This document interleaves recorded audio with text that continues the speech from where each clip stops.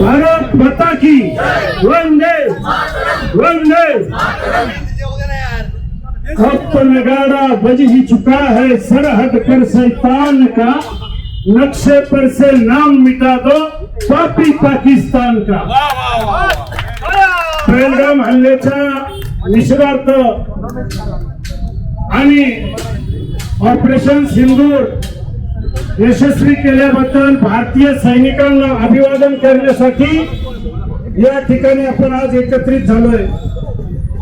मित्रांनो, युद्ध तर खूप होतात, जगभरामध्ये युद्ध चालू आहेत, परंतु जगाच्या इतिहासात फक्त आणि फक्त 90 दिवसामध्ये एखाद्या राष्ट्राला जेरी सांगण्याचं काम कोणी केलं असेल तर ते आमच्या भारतीय सैन्याने केलं। असं उदाहरण जगाच्या पाठीवर यापूर्वी कधी घडलं नाही। ऑपरेशन सिंदूरच्या माध्यमातून आमच्या तिन्ही सैन्य दलाने दाखवून दिलं जगाला की युद्ध कसं लढायचं असतं। युद्ध जे लढलं गेलं ते फक्त जमिनीवर नाही, ते पाण्यात नाही, ते हवेत नाही, तर ते थेट आकाशातून सुद्धा इस्रोच्या माध्यमातून ही लढाई लढली गेली आणि म्हणून आज भारतीय सैन्य जगामध्ये अभिमानाने उभं राहिलेलं आहे।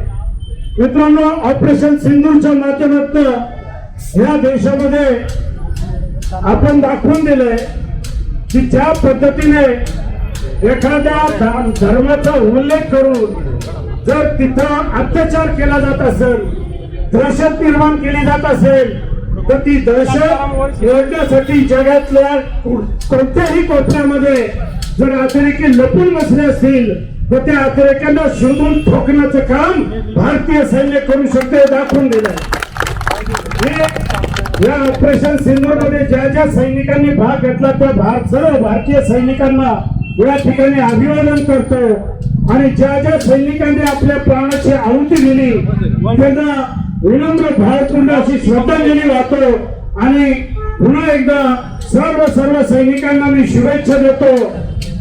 नहीं नहीं जागीर किसी की, नहीं नहीं जागीर किसी की, वो कश्मीर हमारा है, जहां हुए बलिदान मुखर्जी वो कश्मीर हमारा है। भारत माता की